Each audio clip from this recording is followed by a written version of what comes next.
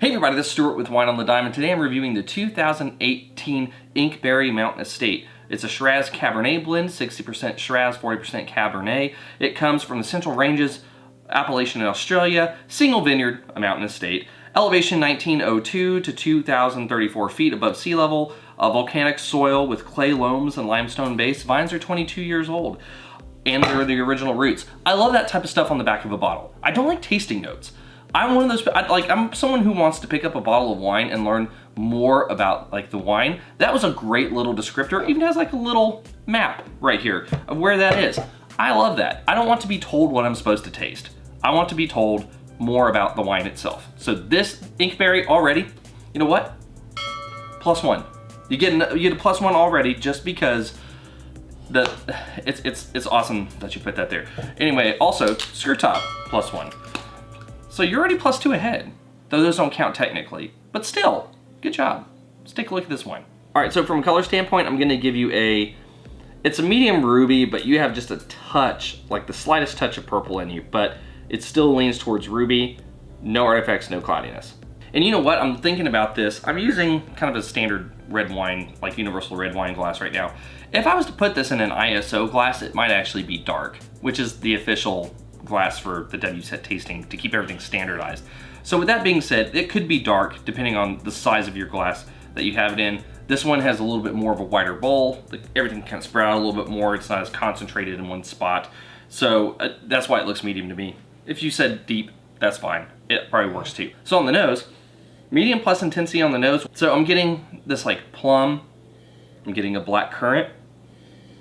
Getting a little bit of pepper. And then there's blackberry, there's a touch of vanilla. There's a little bit of a smoke.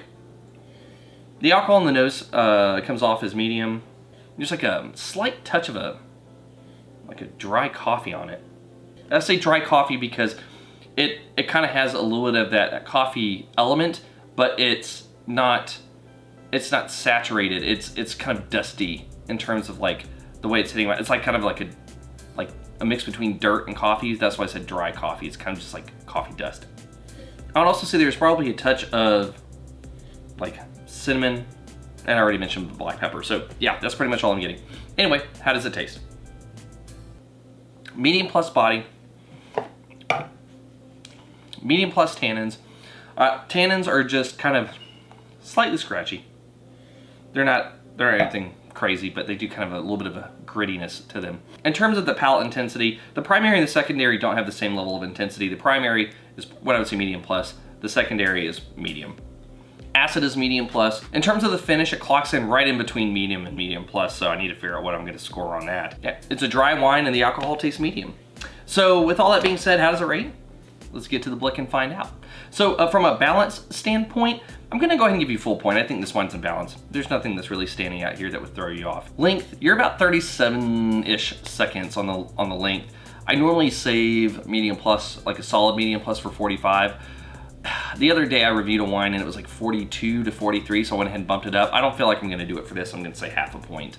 Intensity, medium plus on the nose, a little disjointed on the palate because of that sort of divergence. Because the nose was medium plus, because the palate's medium plus, I'll go ahead and give you 0.75. And in terms of complexity, I'm getting a good range of primary and secondary elements. I'm not getting any tertiary. This is a 2018. There is a chance that it could start developing some minor tertiary items, and I didn't get any of those.